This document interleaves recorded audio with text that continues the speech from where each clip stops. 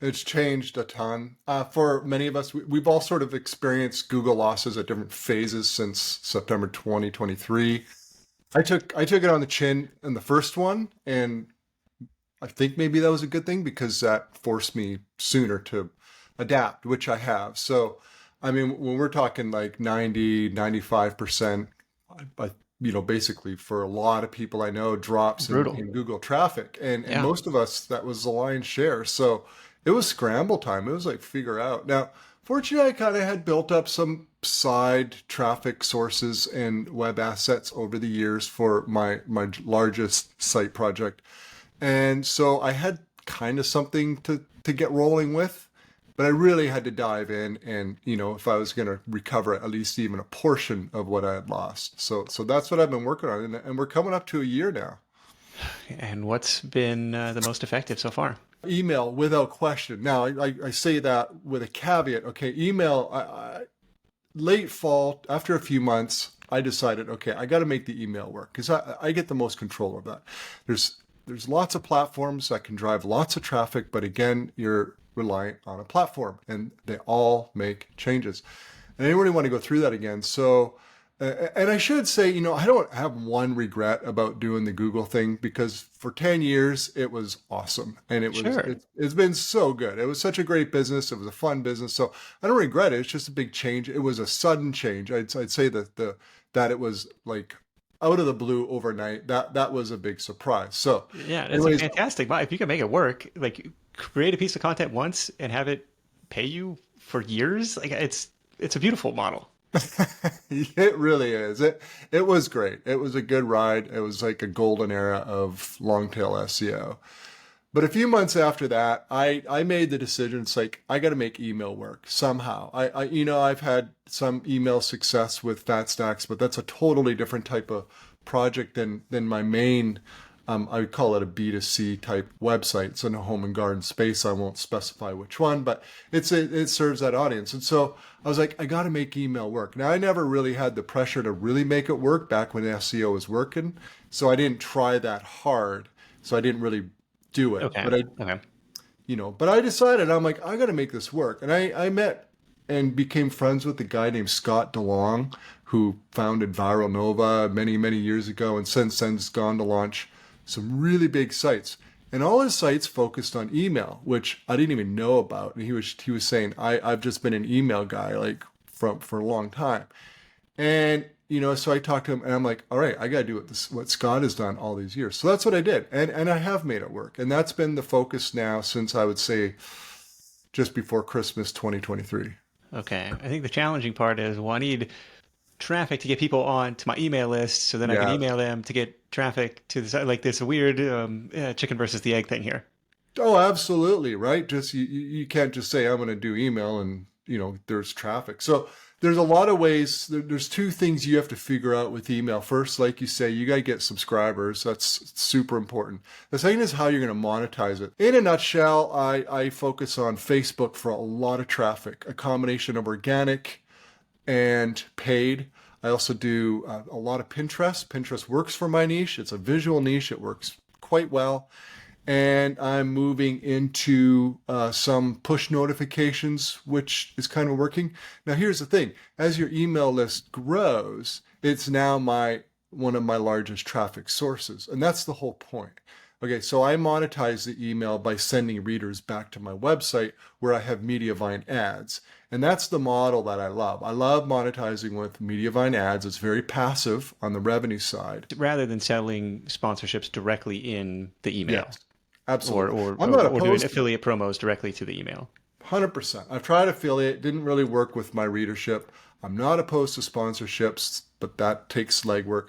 My favorite is throw in a bunch of links with, little teasers and article titles and so forth and link back to my website and just get readers to go back every day, every day, every day. And that's where I get the traffic now for the ad revenue. Okay, got it. And then those subscribers are coming through initially Facebook traffic, Pinterest traffic. Let's dive into the Facebook side of things for what that looks like. So Facebook's fickle. So I have my ups and downs. It's not something I would 100% rely on. In terms of the subscribers, Facebook ads for leads is quite good if you can get the cost down, because that's like instant subscriber to your email list. And then I even do basically will run like boosted posts to my content on my site, which I'm paying for clicks, and the ad revenue will sort of balance out, and I'm getting free subscribers from like the various email sign up forms. Now that's a bit of a tricky operation because you can lose money very quickly. So if I break even, I count myself lucky. I'll even sometimes make a small profit, but I'm basically sort of supplementing the traffic on Facebook with some paid ads. It's a real mix, and that's how I like it. Got it. Where do you like to see the cost per subscriber when you're running these ads or lead ads? Oh, ideally under 50 cents is good. I'm not always hitting that. Sometimes they creep up higher. I'm in Canadian currency, so I always have to do quick conversions in my head, so yeah, if you can get something around 50 cents, that's pretty good. But it's really important if you're going to get started with this, and make sure you're tagging your new subscribers properly. And the reason for that is you want to be able to track how well they're performing as email readers. You want to see that in a month, a good chunk of them are still opening and reading. Otherwise, you're throwing your money away, right? You're not going to Right. make money from subscribers with this model of people basically unsubscribing after a week, right? The real Right. hope is here they stick around for a few months or a year, and they're regular readers.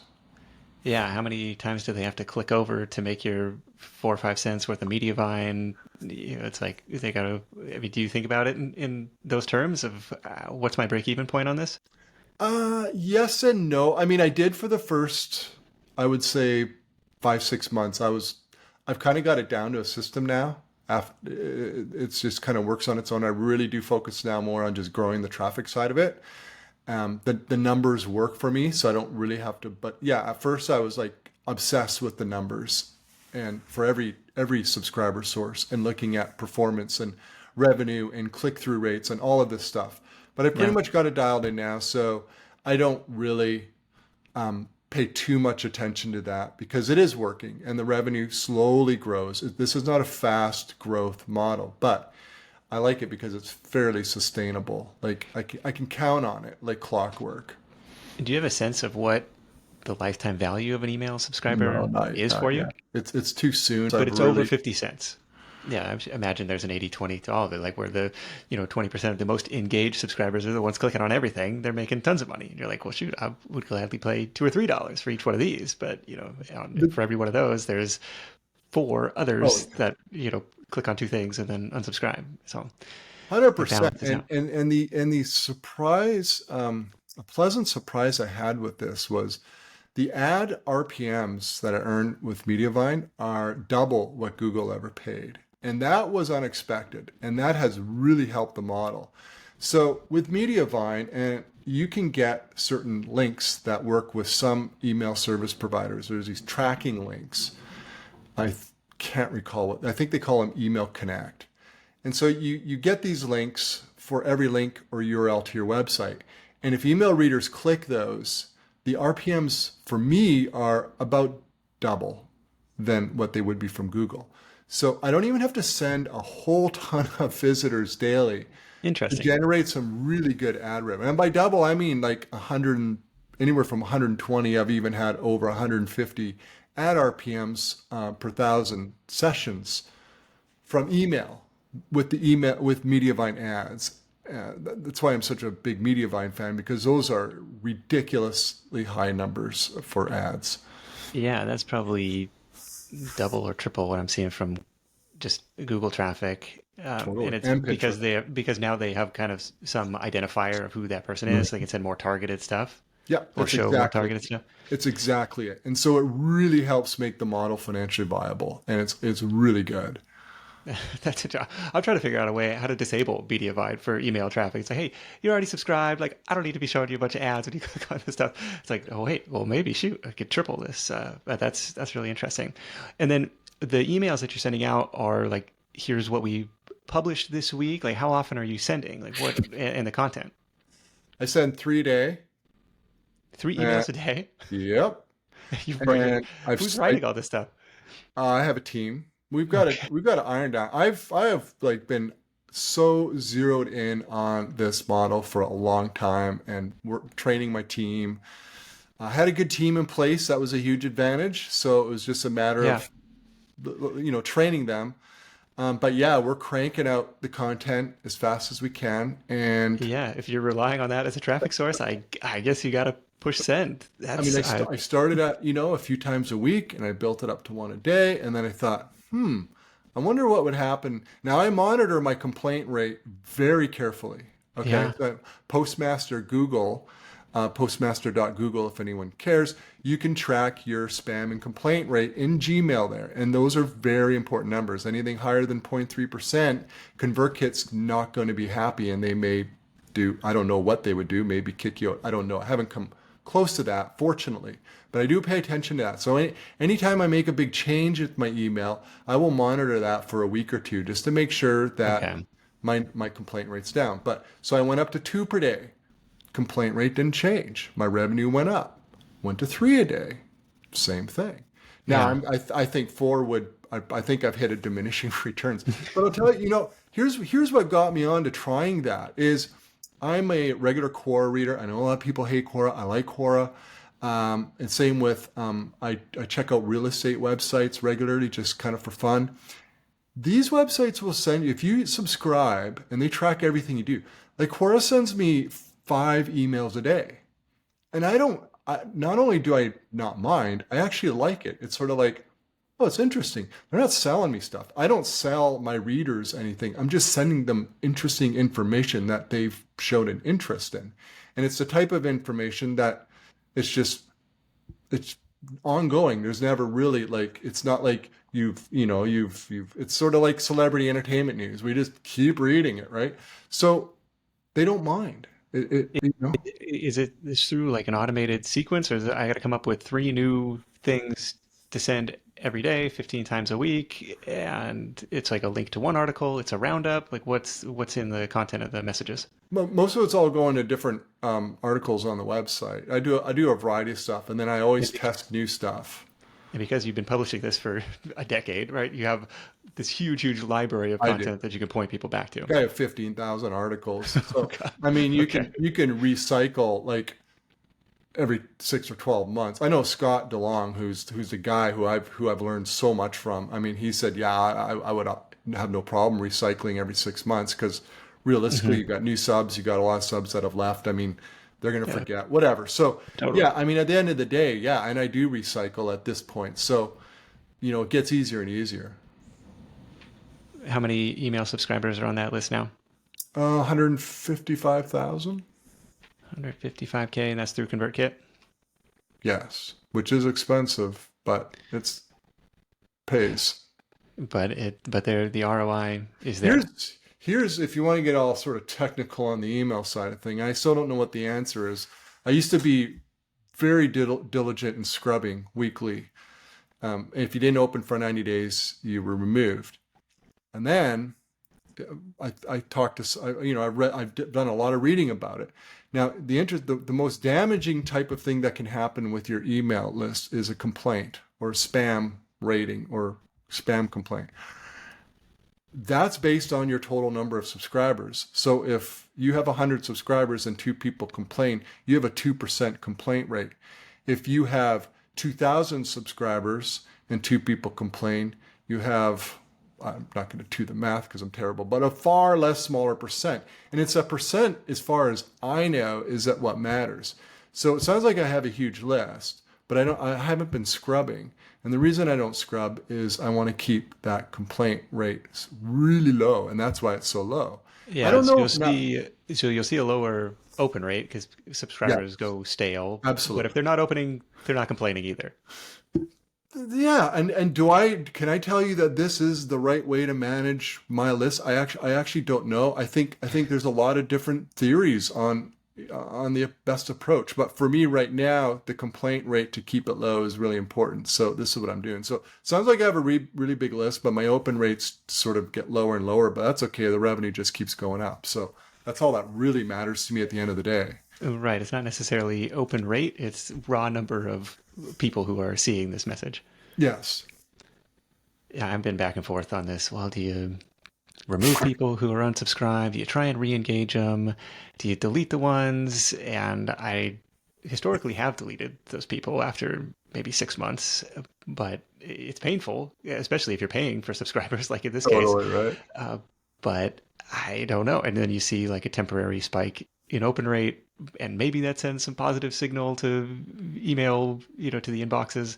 Maybe it doesn't. Maybe it's all individualized, personalized based on how you reacted for messages from the sender in the past. I don't know. But that's fascinating. I had no idea that you're sending that volume. I know the Fat Stacks blog newsletter is really interesting to read, and you're a very prolific writer there, sending multiple times a week on the online business side of things, but even cranking out more content on the actual B2C side. What else is getting people in the door at the top of the funnel to join the email list to get traffic initially? Anyways, what's working in the Pinterest world these days? Pinterest is good. I've been I think a lot of people have hopped on Pinterest. And so I used to get like really high amounts of traffic from Pinterest. It's gone down. It's still high. It's still good. And in fact, I'm doubling down big time on Pinterest. I am working with a service just to scale up faster. I was doing a whole bunch of stuff and then I stopped just because I just didn't have, I had to deploy team members to the email and it just sort of took away from Pinterest. But now we've got the email humming. I'm working Pinterest really hard again. So Pinterest is good. Pinterest is really good traffic source if you're in the right niche for it. And Pinterest is publisher friendly. That's what I like about it. It's relatively stable. And they have had their algo shifts over the years, but I would say for most publishers, it's been a relatively stable traffic source, which is nice because you can count on it. You can invest time and money into growing on the platform. If you're in the home and garden space, it could be 15 ideas to redo your backyard, or the top 10 paint colors that are hot this season. Like, it seems like it lends itself well to Pinterest versus It is. like I don't know. I was having a hard time like in the personal Well, finance let's space say you're in where the SEO niche or personal finance. It's not great to be on Pinterest. Your time and money is much better spent elsewhere. okay, so you got to create these special graphics. You know, probably last we spoke, 8+ years ago, group boards were all the thing. Is there anything that goes into I mean, it's kind of an SEO content platform too, where people can use that search bar to find what they're looking for. And if your content can rank well there, it could be a consistent traffic source. But like, do you need to be constantly feeding that machine by repinning and refreshing the images and creating multiple images and split testing? Like, there's a whole Pinterest economy that is a black box to me right now. Yeah, you pretty much hit it there. Yeah, I mean that's a big part of it. I mean, Pinterest is a search engine. It's an image search engine, but it's also got a social aspect. I think the social in terms of pins being distributed to your followers is less important now than the search aspect. So I think learning how to find keywords and topics, and then of course trending pin designs that work is really what you want to do, and find those topics that are going to work for you, that are within your niche or your what your whole website's about. There's this really great new tool. It's going to be the new tool I would talk about, but I might as well mention it now. It's PinClicks. Just came out, not even, I think about a month ago. It's the only thing, it's a SaaS cloud software. It will actually do Pinterest keyword research for you. It will track the keywords you're gunning for on Pinterest. It will show you the top trending pin designs for particular keywords. It's basically Ahrefs for Pinterest. Okay. Okay. So in a nutshell, and I've been using that and it's awesome. And a lot of people are loving it because it's just, Pinterest used to be a lot of guesswork. Like you had mentioned, you try to find keywords by doing autocomplete in the Pinterest search. Oh, We all yeah, did yeah, yeah. that, right? You don't have to do that anymore. That's tedious and it works, but it's tedious. And you're going to get a lot more ideas with PinClick. So finally, there's a tool out there for us. It takes a lot of the guesswork out of the whole Pinterest. But The downside with it, there's a lot more people on Pinterest now because let's face it, a lot of us were focused on Google before, and now, we have to switch to Pinterest. Yeah, we got to go someplace else. Using Tailwind or anything else to schedule stuff out, or is it best to Oh, have somebody post this manually? I post manually actually. I've used Buffer. I like Buffer is because I can do all my social media in one place, and their Pinterest posting is actually it worked for me. It's good, but I think Okay. most of what I'm doing right now is through Pinterest Scheduler. I'm also, as I mentioned, working with a new service that's taking over a lot of it, and they're not only like pinning, they're actually doing the keyword research with pin clicks. They're creating the content on my site and then creating all the picks, kind of like A to Z for me. Just Yeah. because it was either that or I had to hire a couple of people, and a lot of times I prefer to just contract out. It's easier for me. Okay. And so Pinterest drives traffic that generates media buying page views that generates hopefully some email signups. People see the opt-in on the site and they say, sure, send me emails about home and garden decor or whatever, and so they join the email list that way. Well, yeah, exactly. That's the point. And Pinterest traffic is high quality traffic. When you look at time on site and the page views per visitor and the ad revenue, it earns typically more than Google traffic. So it's an engaged audience and they're good email readers. That's it. It's so niche dependent. My experience was like the exact opposite. It Yeah. was like super low engagement, really low time on site. Never clicked on anything. It was like, who? And this was before I had any ads on the site, and so I was like, just, I don't know. We're spending all this time and effort and energy trying to get this traffic, and it doesn't even do anything once we do get it. I was like, forget it. And then, to the point about playing in somebody else's sandbox. Somebody else came in and claimed that we had like ripped off one of their pins, and it was like a competing account that was a baseless claim.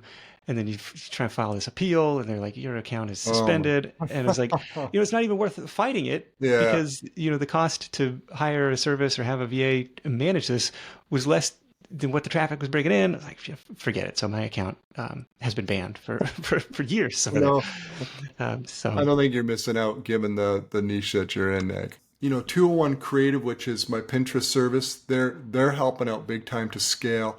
I like to keep a really lean team in terms of they just deal with a certain type of content. And then the other thing you mentioned was push notifications. Talk to me. These is like when the little browser thing Yeah. pops up. It says this site wants to send you notifications, and Yeah. people click yes or no. That's okay. I've done it 3 different times over the course of 10 years, use push, and I'm always optimistic. But the same thing always seems to happen. I get to a certain amount of subscribers, and no matter how many push notifications I send, no matter how good I think they are, I sort of hit this plateau of how much traffic I can send. And it seems I've hit it again. And it's not really enough traffic to warrant continuing. But I am going to stick with it for a little bit. It's pretty inexpensive. I'm definitely making like 10 times what it costs every month. It's just, I don't Okay. know if I can like scale it really, really high. Um, I don't know. It's one of those things. I don't know. I've talked to people where some publishers have really good success with push. I'm just sort of mediocre right now. And of course you got to have visitors to your site initially before Yeah, they can even opt in to a push totally. Yeah. notification. So it's kind of like a second tier. Like how do I turn one visitor into two? How do I make sure people come back? Obviously I'd love to capture their email. That's going to be a really high value action that they can take. But barring that, if they want to sign up for a push notification, that's also cool. What's the tool that you're using for those? Subscribers.com. Quite reasonably priced, easy to use. I've got no complaints with the platform. I've used a number of platforms over the years. It's good. Again, just sort of hit this plateau. So I send most days when I have the time 4 a day, which might be too many. But, so I'm averaging 200, 250 visitors a day from that, which is not great. I have 9,000 push subscribers. It's sort of like, Okay. it should be going up higher. So basically, my click-through rate has sort of dropped, right? Like the first month, it was really high when I didn't have many subscribers. And so the actual click-through rate number is just keeps going down and down. If it if it keeps going that way, it may not be worth doing because it does take time to make these things, right? I don't have the automated ones that'll just pick up your posts and blast them out. I do actually make them. Yeah, and at 250 visitors is worth $25. Like I'm trying to do Something the like math that. of like what Yeah, that might be worth to you in terms of ad revenue. they're quality traffic. I use Plausible now instead of Google Analytics. I've given up on Google Analytics. Plausible is just an alternative, and it's such a simple platform, so I can see what's going on. And the engagement and time on site and everything from push is decent. The ad revenue is decent. I actually Mediavine's great. They don't because push is such under 2% of my overall revenue. It doesn't show up on my dashboard, but I can email my rep and she can actually get me the RPMs from push, and it was like $75. So that's pretty good. Got it. That's higher than Pinterest actually. Got it. Yeah, I've been playing around with a tool called Gravitech, Gravitec, Yeah. Gravitech. It was on an AppSumo Oh yeah, deal, and I yeah. have yet to hit my, lifetime cap on those. So, you know, thousands of people have opted in, but I still have a few more left to go before I got to renew that thing. Um, but sending, 1 to 2 a week when I get around to it versus 4 a day. So again, it's similar to the email where it's like if you're going to really look at this as you're going to rely on it as a traffic source, really got to push that lever down and see what happens to it. Yeah, I mean, I think that's a key distinction between B2B. You're into B2B, FastX is B2B, my niche site is B2C. And the huge distinction is volume. I mean, B2C is typically volume, Yeah. and that makes up for, and B2B is typically more surgical, more specific. But your audience per thousand readers is much higher value. Well, very good. Appreciate sharing all of these different tools as well. So we talked Facebook, we talked email, we talked Pinterest, we talked push notifications, we talked Plausible as a Google Analytics software alternative. That was one of the business ideas that I either have donated or would be willing to donate in the past. Just rebuild, GA4, just make it look like the old analytics, and you'd have a huge Totally. business. Like how do I reverse this and make it easy? You just rebuild the old platform. That'd be totally fine. With that in mind, we'll be right back with Jon right after a word from our sponsors with round 2 and round 3 right after this. All right, back with Jon Dykstra from fatstacksblog.com with round 2. This is donate a business idea, something that you would start if you only had more time, something that's been on the back burner, something you think listeners could run with. Faceless YouTube channel, but story based. I read fiction. I love reading. I like writing. I think it would be I've been kind of studying it just for fun. Some people make some amazing, like documentary or story based typed videos. I think they're fascinating. I think it'd be something that would be in my wheelhouse, but they take a lot of work and I just don't have the time, but it's something I would love to do. You would do something in a fiction niche, like a creative type of thing? No, I would think business history, Okay. something like that. Yeah. That's so I read a lot of that. I find that interesting. I think it'd be a lot of fun to write it. By story, I mean that the videos would have some form of a narrative instead of being such as a how-to or a review or something like that, but more of just engaging, interesting, story-based type video. Okay. Yeah, you could go back in time. You probably have ChatGPT come up with a bio of, uh, you know, Andrew Carnegie and make it a YouTube script, and then have somebody narrate it, or have AI narrate it, and then have it set to some, timely images. You source some of these images. I think that's an interesting one for sure. Yeah, I think it's something I could do. I don't know. I know you mentioned AI and all that, and probably could do it all, but it still takes time. Everything takes time. Feeding, because it's like whatever it comes up with is not going to be perfect, and that's kind of the secret sauce. Is we did an episode recently on somebody creating these faceless YouTube channels, leaning really heavily on AI, but then as we dug a little bit deeper, it's like, well, the secret sauce is really adding your own expertise, because everybody is trying to do that. And it's like, Yeah, well, how are you gonna differentiate yourself? It's like by adding your own insight, expertise, totally. authority, and layering that on top of what to make that compelling and interesting because it's like, well, does the world really need more digital clutter of the same 15 videos trying to tell the same story? Exactly. I like that one. Um, Definitely been playing around with more of the YouTube stuff myself. On camera, off camera. It's I don't know. Even though it's been kind of the same, very much back burner for the last 4 or 5 years, it still feels like a new frontier. It's like it feels like it's all incremental and exciting and different. Have yet to hit really the viral lottery over there, but trying to plant these evergreen assets. It's a lot like the SEO game where you can create something and have it Mhm. collect incremental Totally. views for years and years. I agree with you. There's a lot of great reasons, and it's a there's monetization built in. I'm a display ad person. I just love that model for monetization, and YouTube offers it, so that I like that. Yeah, it's built in. It's low. You know, you don't have to sell anything. It No. just happens. Like if people expect ads on the internet, they expect Mhm. ads on YouTube, so it doesn't feel intrusive. It's just expected. Well, I appreciate you sharing that. Round three here is the triple threat, and we're going to start off with a marketing tactic that is working right now. It's possibly one that we already covered, but we can revisit it here if that's the case.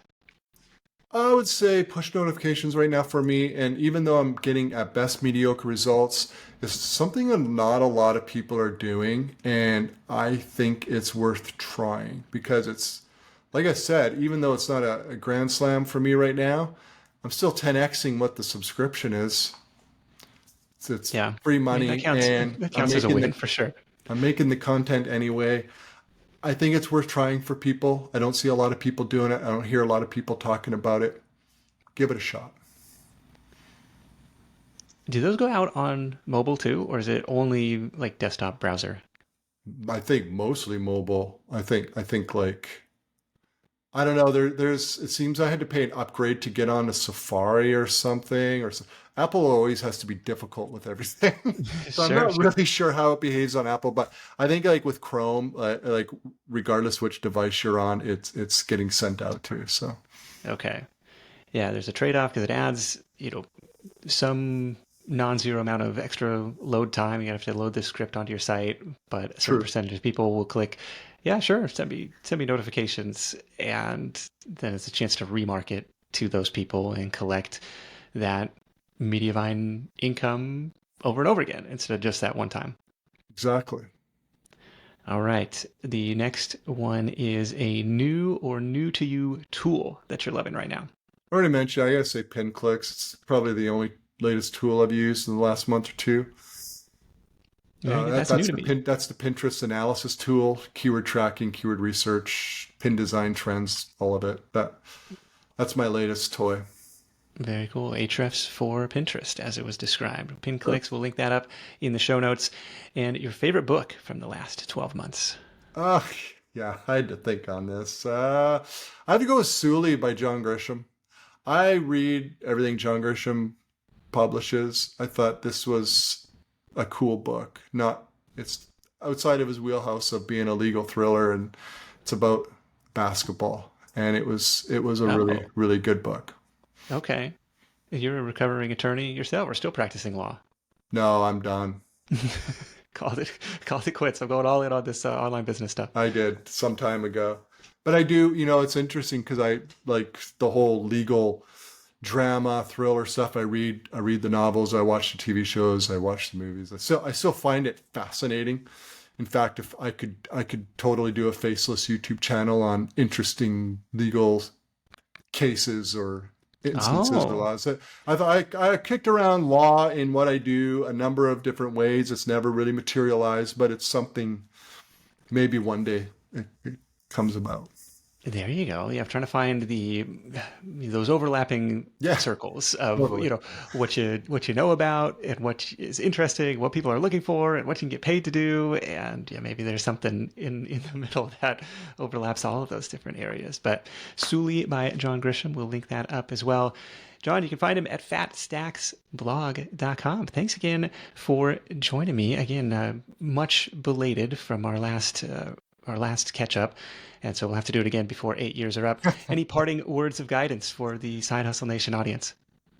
Just I know it's been a tough year. If you there are options out there. You know, SEO is not the only option, and really, you know, see if there's other examples of sites in your niche, and look what they're doing, where they're operating, where they're getting success, and see if you can hop in and do the same. I mean, have you seen any recovery? Like, No, or is it just now we're going to be dominated by Reddit and by Good yeah. Housekeeping and Better Homes? Like, is that who's kind of taken over in your niche? Oh yeah, it's all the legacy print publishers who, you know, print, Yeah, like, who have magazine subscriptions that have been around forever. They get all the traffic. You know, I doubled my Google traffic, but it was from hardly anything to still hardly anything. But it was a yeah. 100% increase from the update. But you know, Divide by a small number. Yeah, still amazingly do 200 a day just from the Google. So I mean, it's not totally useless. It's just a far cry from what it was, and it's not really a business unto itself. But I haven't talked to anybody who's had a full recovery at all. I'm sure some are out there. I've seen some people on Twitter posting some charts, but I yeah. don't know anyone personally. Are you putting any effort towards No. it, or just I'm going all in on these other channels? You know, it's interesting because I do a lot of stuff now on my site. I'm testing stuff like that I would never have done in the SEO days in terms of like duplicate content or thin content, or, you know, I followed all the SEO rules for years, not trying to Yeah, game it, just doing what I was told needed to be done to get my content in Google. I don't care about any of it anymore. I will do whatever I need to do to make Pinterest work, to make it work on Facebook for email, yeah. and that's my focus. Very good. It's a different game, but it's all under the same online business umbrella. That's a side hustle that is near and dear to my heart, but it's not the only game in town when it comes to making extra money. And that's why we've got over 600 episodes in the archives for you to choose from. But don't get overwhelmed. The easiest way to get started is to build yourself a personalized playlist of the episodes most relevant to you. To do that, you got to go to hustle.show, answer a few short multiple choice questions. You do it right on your phone, and then right away you'll get this curated playlist of 8 to 10 episodes based on where you're at and where you want to go. We've got online business models, we got offline business models, service businesses, passive businesses. All depends on what answers you feed in to that quiz at hustle.show.